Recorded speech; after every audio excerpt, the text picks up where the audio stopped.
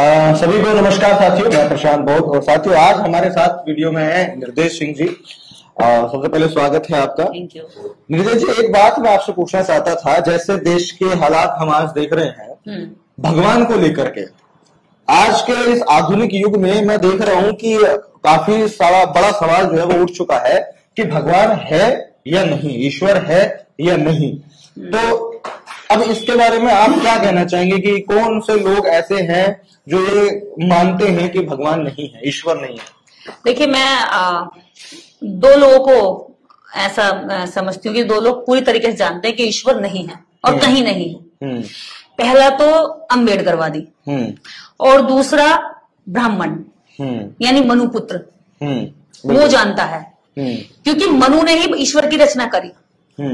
ईश्वर उन्होंने आविष्कार किया है, उन्होंने जनरेट किया, ईश्वर था नहीं। इसलिए ब्राह्मण जानता है कि ईश्वर नहीं है, कि वो हमारे दादा परदादाओं ने जनरेट किया है। और अम्बेडकरवादी इसलिए जानता है कि अम्बेडकरवाद का जो विचारधारा का जो जनक एक महापुरुष रहा, डॉक्टर बी.आर. अम्बेडकर, इस देश के अंदर, उसने इनके वेद पुराण खंगाल खंगाल कर ये देख लिया कि ईश्वर की गणना इन्होंने कैसे की है। एक होशियारी चालाकी शैतान दिमाग के तहत इन्होंने इसको गढ़ा है, ना कि ऐसी कोई शक्ति यहाँ पर थी। तो ये दो देश के अंदर विचारधारा हैं, दो लोग हैं, पहला अम्बेडकरवादी और दूसरा ब्राह्मण। दोनों जानते हैं कि ईश्वर कोई दुनिया में है नहीं, लेकिन दोनों में एक बड़ा अंतर है। ये मान लीजिए अम्बेडकरवादी है और ये ब्राह्मण है। अम्बेडकरवादी चाहता है कि आडंबर, पाखंड और अंधविश्वास लोगों के दिमाग से छट जाए, लोग इंसान बन जाए, लोग अच्छे बन जाए, देश खुशहाल हो जाए। लेकिन ब्राह्मण चाहता है कि लोग आडंबर से बाहर ना निकले, इसी में उलझा रहे।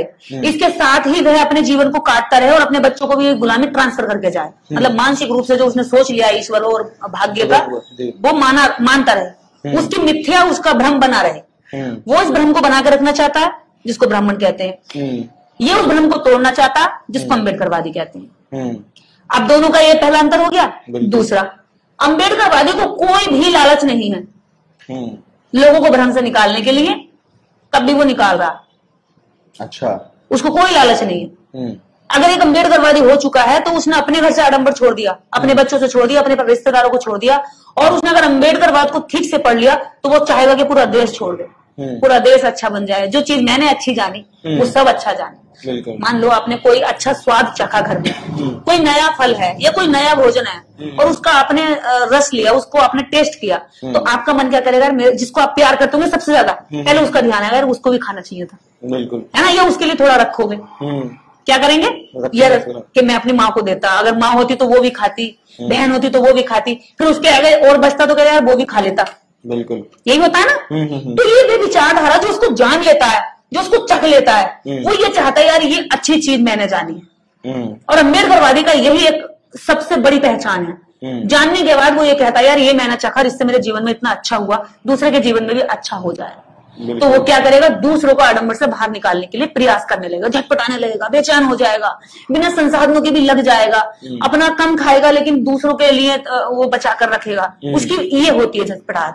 अब ये दूसरी तरफ आप देखेंगे ब्राह्मण, इसकी झटपटाहट किसमें रहती है कि लोग आडंबर से बाहर ना निकल जाए, वो डरा रहता है कि आडंबर में फंसे रहें। और आडंबर में फंसे रहने पर इसको एक बड़ा फायदा है, इसे कभी लेबर चौक पर मजदूरी के लिए खड़ा नहीं होना पड़ता। बिल्कुल। कभी देखा है आपने लेबर चौक पर कोई ब्राह्मण? चलिए हम सर्वे कर लेंगे, तो कल से हम सर्वे कर लेते हैं कितने चौक पर चलते हैं। हम 20-50 चौक पर चलते हैं अलग अलग शहरों के, और हम चल के सर्वे करते हैं कि भैया कौन जात हो, कि भैया कौन जात हो। देखना, एक ब्राह्मण ढूंढ के अगर हम लिया है तो मैं मान जाऊंगी कि लेबर चौक पर ब्राह्मण पाया जाता है। बिल्कुल।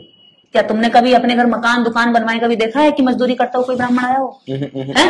लेकिन ठाकुर देखा होगा, ठाकुर होते हैं। मेरे घर में खुद मुलाकात मैंने मकान बनवाया तो वो ठाकुर थे। बिल्कुल। पेंटिंग करने वाला ठाकुर था, राजमिस्त्री ठाकुर था।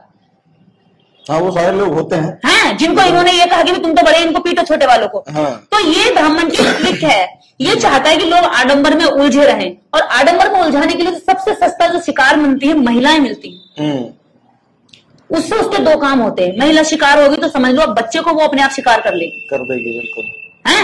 आराम से। ये वो परजीवी है, आपने परजीवी एक बेल देखी होगी, अमर बेल, जो पीले रंग की हो जाती है, पेड़ पर डाल देते, सूखी डालोगे तो वो हरी हो जाती है, बिल्कुल। परपोषी, वो अपना भोजन स्वयं नहीं बनाती, उसकी कोई जड़ें नहीं होती, किसी भी पेड़ पर पड़ती है और पेड़ को पूरा घेर लेती है और ऐसे दिखा दी मैं कितनी मेहनती हूँ, बिल्कुल मैं चारों ओर से घेर के बैठी हूँ, हाँ। और मेरी वजह से तेरी सुरक्षा हो रही है, हाँ। अगर मैं नहीं होंगी तो तुझे तो कोई भी खा जाएगा, हाँ, बिल्कुल तुझे तो नष्ट कर देगी, तुझे तो ये जला देगी गर्म धूप।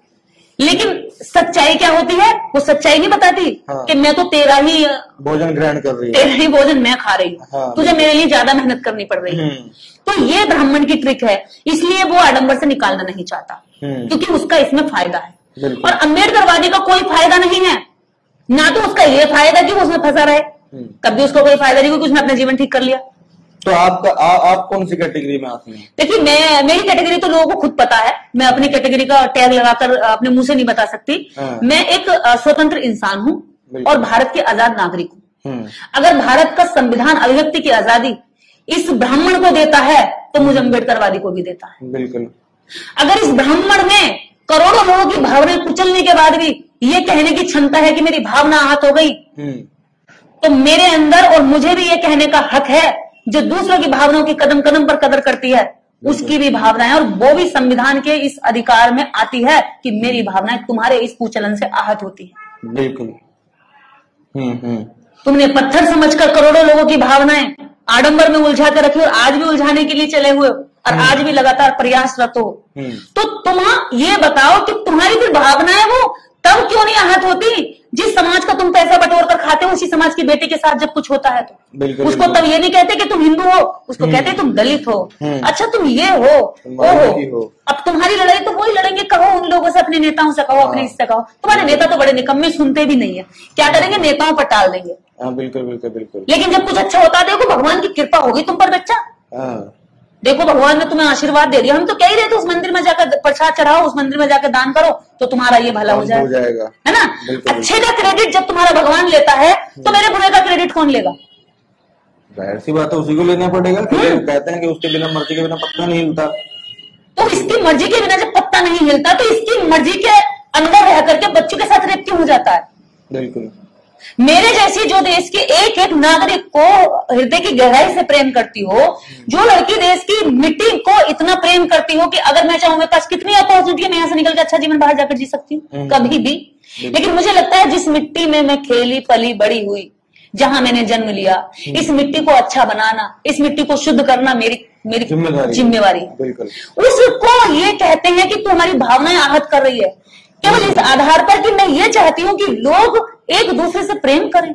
अच्छा, इसमें एक चीज और है कि भावनाएं और आस्था को ठेस पहुंचने वाली जो एक वो है कैटेगरी है, ये धार्मिकों के लिए है। बस जो शिक्षित लोग हैं, जो कुछ पढ़ लिख चुके हैं, समाज में घूम करके देख चुके हैं और बहुत लंबे समय की प्रताड़ना को झेल करके आज अपने आप को परिवर्तित कर चुके हैं, जब एक शिक्षित व्यक्ति एक वैज्ञानिक विचारधारा का व्यक्ति जब ये देखता है कि कोई एक व्यक्ति एक पत्थर की मूर्ति को बना रहा है, एक अगला आदमी आया उसको खरीदा, उससे पैसे दे करके 200-500 रुपए, 500 रुपए की मूर्ति उसने खरीदी, घर में लगाई, और वही आदमी उससे जाकर के 50 लाख रुपए मांग रहा है कि मेरे को 5 लाख दे दे, 50 लाख दे दे। तो जब एक पढ़ा लिखा व्यक्ति इस चीज को देखता है, वो इसके बारे में बोलता है, तो वो बोल इसीलिए रहा है क्योंकि उसकी शिक्षा की भी भावनाएं आहत हो रही है, उसके लॉजिक की भावना आहत हो रही है, विज्ञान की भावना आहत हो रही है कि भाई कोई लॉजिक नहीं, कुछ तर्क नहीं। अरे एक मजदूर ने मिट्टी से मूर्ति बनाई है और तुम अपने घर में ला करके उससे 5 लाख रुपए मांग रहे हो, 500 की खरीद के 5 लाख, इतना मोट मतलब बिजनेस का भी तुमने सत्यानाश मार दिया, है ना। तो ये उस टाइम पे भी तो फिर उनकी भावनाएं आहत होती हैं। उनको समझना चाहिए ना, जब मूर्ति अगर पैसा दे तो बेचता क्यों? हाँ, बेचने वाला क्यों बेचता भाई, वो बना करके रखे, लेता वही होता नहीं सबसे बड़ा। अगर धार्मिकों की भावनाएं आहत होती हैं तो भाई जो शिक्षित व्यक्ति लोग हैं और जो लॉजिक और तर्क को देख करके आगे अपने जीवन में बढ़ते हैं, और जब वो ये कर्मकांड और फालतू की चीजें देखते हैं, उनकी भावनाएं भी आहत होती हैं और इसीलिए बोलते हैं, और बोलना भी चाहिए। आपको मानना है तो मत मानो, नहीं मानो तुम, क्योंकि जैसे अब होता है ना, जैसे हम सवाल करते हैं तो ये लोग क्या कहते हैं, कथावाचक लोग, अरे हम क्या तुम्हारे घर पर जा रहे हैं बुलाने, ब्राह्मण जब लोग वो करते हैं, गली मोहल्ले में हवन कुंड करते हैं, अरे हम तो तुम्हारे घर जा रहे, तुम खुद ही तो आ रहे। अच्छा ठीक है, हम खुद आ रहे हैं, क्यों? हमारी पुरानी मिस्टेक्स हैं, पुरानी गलतियां हैं, पुराने हमारे जो भी चीजें हैं वो है। लेकिन अब हम जब वीडियो बना रहे हैं, जब हम तुम्हारे सामने बोल रहे हैं, हम साक्ष्य रख रहे हैं, लॉजिक रख रहे हैं, तो तुम क्यों मना कर रहे हो हमको? अरे क्यों आ रहे हो रास्ते में? तुम हमारी वीडियो पे क्यों आ रहे हो? सही बात, हमने तुमको बुलाया था क्या आकर के हमारा वीडियो देखो और हमें बताओ क्या सही क्या गलत है? तो उसको नौता दिया था क्या हमने? क्यों आ रहा, क्यों ऐसे ही मना रहा है यहाँ पे आके? अरे नहीं देखना तो अलग अलग चैनल पे जाकर तो बाबा को देख अपने, उसका चाट तेरे जो करना तेरे को, थर्मन दबाने, उनका मैल पीना है पैरों का, जो करना करता रहे। तो हमारी वीडियो पे आगे क्यों विश्लेषण दे रहा है? एक चीज और मैं आपके माध्यम से बता दूं चैनल पर, ये कहते हैं भावना हाथ हो गई। संविधान का आर्टिकल 51AH कहता है कि देश के नागरिकों को विज्ञान, तर्क और इस देश की एकता पर काम करना चाहिए। बिल्कुल, साइंस पर काम करना चाहिए, इसको प्रोत्साहित करना चाहिए। तो ये जिस भावना की बात करते हैं वो एकदम ढकोसला, ड्रामा और दिखावा है, केवल इसलिए कि इन्हें पता है कि आर्टिकल का ये अनुच्छेद भावना के साथ चलते चलते इन लोगों को फंसा सकता है। वो सिर्फ फंसाने के लिए इस्तेमाल करते हैं। वो जानते हैं कि उनकी आमना भावना कुछ नहीं है, बिल्कुल कोई आमना भावना नहीं है उनकी, ना किसी को न्याय दिलाने की। कभी आज तक देखा हो न्याय की लड़ाई में किसी सड़कों पे नहीं उतरते वो, लेकिन अत्याचारियों के साथ भले खड़े हो जाएंगे। तो उनके पास ना तो कोई भावनाएं हैं, ना उनके पास, मैंने कहा ना, अमरबेल होती है, अमरबेल की कोई जड़ नहीं होती है। जिस दिन पेड़ उतार कर फेंके गए गिर जाएंगे, जिस दिन बहुजन समाज उनको उतार कर फेंके गए जमीन पर आ जाएंगे। तो इसीलिए कि उसके ऊपर बने रहना चाहते हैं, उसको बताते हैं कि अगर हम नहीं हुए तो तुम्हारा कितना बुरा हो जाएगा, हम ही हैं जो तुम्हें जीवन में सब कुछ सुख दे रहे हैं। अब मेरे से कितने लोग फोन करके कहते हैं कि जब तुम मरोगी या तुम्हारे घर में कोई मरेगा तो पंडित को मत बुलाना। उसको पता नहीं है कि मेरे घर में तो पिछली 2 पीढ़ियों से पंडित नहीं आ रहा है। मेरे घर में अभी रिसेंटली एक्सीडेंट हुआ है, किसी तरह का कर्म कांड नहीं हुआ। तो ये कहते हैं, अब देखो कमजोर दिमाग का आदमी को तो वो सोचेगा यार पंडित को नहीं बुलाएंगे तो इसकी आत्मा भटकेगी। बिल्कुल है। अरे आत्माएं जब इस देश के अंदर केवल ऐसी 37 करोड़ देश की आबादी थी और आज 130 करोड़ देश की आबादी, 140 करोड़, तो ये बाकी आत्माएं कहां से आ गई? फिर तो 37 करोड़ ही रहने चाहिए तो लोग देश में, क्योंकि उनकी आत्मा है, मर रही है, जन्म ले रही है, मर रही है, जन्म ले रही है, पुनर्जन्म हो रहा है।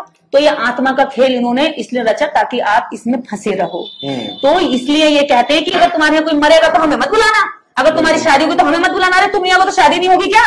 दुनिया के और भी 180 देश हैं, क्या उनमें शादियां नहीं होती हैं? बिल्कुल होती है। क्या उनमें लोग नहीं मरते हैं? क्या उनकी आत्माएं कहीं भटक रही है या उनकी आत्मा विदेश से यहाँ आकर तुम्हारे यहाँ से भ्रमण करने जा रही है? तो ये सबसे बड़ी चीज है कि ये लोगों को मानसिक रूप से गुलाम करते हैं, और जो कमजोर दिमाग का होता है वो उनके पीछे हाथ जोड़ कर चल देता है, और जो नहीं चलता उसको जबरन हाँकने की भी कोशिश करते हैं। जैसे हम बहुत सारी संख्या बढ़ गई है जो कह रही है कि देश के अंदर आज हजारों लाखों लोग आवाज उठा रहे हैं, इनसे काबू में नहीं हो रहे लोग, क्योंकि साइंस का दौर कहां तक रोकेंगे भाई? कहां तक तुम कहोगे कि भैया वो हनुमान उड़ के सूरज को निकल गया था? जो मिलियन बिलियन दूरी पर सूरज है, जिसकी पृथ्वी से भी कई गुना आकार का बड़ा है, उसको एक बंदर ने जाके मुंह में ले लिया। अरे बतासा था, गोलगप्पा था जो खा गया वो है। लेकिन लोग कह रहे कैसे निकल सकता? छोटे छोटे बच्चे भी सवाल कर रहे हैं, क्योंकि साइंस की किताब तो सर ये पढ़ा रही है कि ये ग्रह है, ये घूमते हैं, और इस पृथ्वी से बाहर निकल के कैसे गए? आज अगर सैटेलाइट भी जाती है तो उसके लिए भी करोड़ों करोड़ खर्च करते हैं साइंटिस्ट, पहले उसके लिए पैरा प्रबंध करते हैं। अब देश के अंदर करोड़ों लोग जाग रहे हैं, इनसे ये अपने आडंबर को चला करके चाहते हैं कि करोड़ों लोगों को मतलब अपनी जो इनकी बकैती है, बकलोल है, जो गाल गपोड़ बजाए हैं इन्होंने इन धर्म शास्त्रों में, इनके आधार पर लोगों को उलझा कर रखे। लोग अब इन्हें भी पढ़ने लगे। जब तक इन्हें नहीं पढ़े तब तक लगता था कि ये बहुत शक्तिशाली ग्रंथ है, इनमें कोई शक्ति भरी हुई है। लेकिन जब इन्हें पढ़ा तो इन्हें लगा कि इनमें कुछ नहीं भरा हुआ, इनमें तो मतलब इन्होंने सिर्फ अपने लिए एक अच्छी व्यवस्था कर रखी है कुर्सी की, कि भैया खाओगे तुम्हें चाहे कमाए कोई भी। तो आज देश के अंदर लाखों करोड़ लोग जाग रहे हैं, और इसी पर मेरा एक नारा है, 100 में 97 शोषित और 97 ने ललकारा है, धन धरती और राजपाट में 97 हक हमारा है। ये लड़ाई देश के अंदर चलेगी, और तीसरी आजादी का यही सार है। बिल्कुल। अब लोग ज्यादा दिन गुलामी में नहीं रहेंगे, और इस गुलामी को लोग उतार कर फेंक देंगे। मैं मानती हूँ इस गुलामी में कोई किसी तरह की हिंसा भी नहीं होगी। आप आडंबर छोड़ दीजिए, कितना सरल है। आप मंदिर मत जाइए, आप यहाँ से यहाँ की दूरी तय मत करिए, बात खत्म हो जाएगी। किसी से लड़ना ही नहीं है, किसी को मारना नहीं है, किसी को हराना नहीं है, हराना नहीं है। एक्चुअली जो अम्बेडकर वाद की विचारधारा है या जो आपने बताया सारी चीजें, इसमें किसी को हरा करके जीत नहीं होगी, नहीं है, साथ में लेकर के जीत होने वाली बात है। हम 97 की बात कर रहे हैं। केवल 3% लोगों ने इस देश के अंदर लोगों का दिमाग को बंद किया, लोगों को गुमराह किया, लोगों के हक हकूक को खाया, लोगों में बंटवारा कर दिया। हम तो उन सब 97 की लड़ाई लड़ रहे हैं। यहाँ हम किसी एक जाति की लड़ाई नहीं लड़ रहे, एक समुदाय की लड़ाई नहीं लड़ रहे। इस देश के 97% जनसंख्या की लड़ाई है। और ये लड़ाई में ये सबसे पहली जीत यही है कि ये आडंबर को छोड़ करके अपने अधिकारों को जाने। बिल्कुल बिल्कुल। देश के अंदर जिस दिन ये आडंबर की लड़ाई खत्म हो जाएगी, उस दिन इस देश के अंदर सबको न्याय मिलेगा, सबको सम्मान मिलेगा, सबको अधिकार मिलेंगे, रोजी रोटी कपड़ा मकान यह सब होगा। किसी 4 लोगों की पूंजीपतियों की जेबों में भरा नहीं होगा सारा पैसा। जो करोड़ों की संख्या तो भूखी मर रही है, और एशिया का सबसे अमीर आदमी भारत में पाया जाता है। तो धर्म के चलते तो तुम उन्हें धर्म में उलझा रहे हो और उनका टैक्स लेकर के चोरी करके कोई और जा रहा है। तो यही है कि आज देश के अंदर फिर वही बात कि 100 में 97 शोषित, और शोषित ने ललकारा है धनगट्टी और राजपाट में 97 हक हमारा। जय भीम। बहुत अच्छी बात जो विदेश जी ने बोली है, और यही बात है कि कहीं ना कहीं जो 97% लोग हैं देश के, जो एक्चुअल में संघर्ष करने में लगे हुए हैं, अब उन लोगों की चेतनाएं जो अब जाग रही है धीरे धीरे, वो समझ रहे हैं, पढ़ रहे हैं, और उनके दिमाग में सवाल खड़े हो रहे हैं कि भाई यार ये जो हम करते आ रहे हैं ये है भी वास्तव में या एक कल्पना ही है। कल्पना है। और अच्छी बात है, होते रहना चाहिए। और अगर आप लोग चाहते हैं कि ये और फैले तो इस वीडियो को ज्यादा से ज्यादा शेयर कीजिएगा। मैं प्रशांत बहुत मिलता हूं आपसे अगली वीडियो में, तब तक के लिए बहुत बहुत शुक्रिया, धन्यवाद। इंस्टाग्राम पर फॉलो जरूर करिएगा। जय भीम, जय संविधान, जय भारत, नमो बुद्धाय, धन्यवाद। चैनल आर्थिक समस्या से गुजर रहा है। अगर आप बहुजन समाज में बाबा साहेब आम्बेडकर और तथागत बुद्ध की विचारधारा को अधिक से अधिक लोगों तक पहुंचाना चाहते हैं तो हमें आर्थिक सहयोग प्रदान करें, ताकि हम अपने चैनल के माध्यम से देश विदेश में समता, बंधुता, एकता और संवैधानिक अधिकारों को ज्यादा से ज्यादा लोगों तक पहुंचा सकें। आप अपनी सहायता राशि नीचे लिखे खाते में जमा करा सकते हैं। खाता धारक गौतम रत्ना, खाता संख्या 316957686551, IFSC कोड SBIN 0060336, बैंक भारतीय स्टेट बैंक। आप हमारे बैंक खाते का विवरण स्क्रीन पर भी देख सकते हैं। रोको मत हमें, टोको मत हमें, आगे बढ़ते जाना है। जय भीम का नारा लगाना है, जय भीम का नारा लगाना है। जय भीम, जय भीम। मैं गौतम रत्ना आपका बहुजन फिल्म प्रोडक्शन में स्वागत करता हूं, और आप हमारे प्रोडक्शन हाउस के अंदर अपना कैरियर बना सकते हैं as a film director, as a producer and actor and actress and editor and cinematographer also.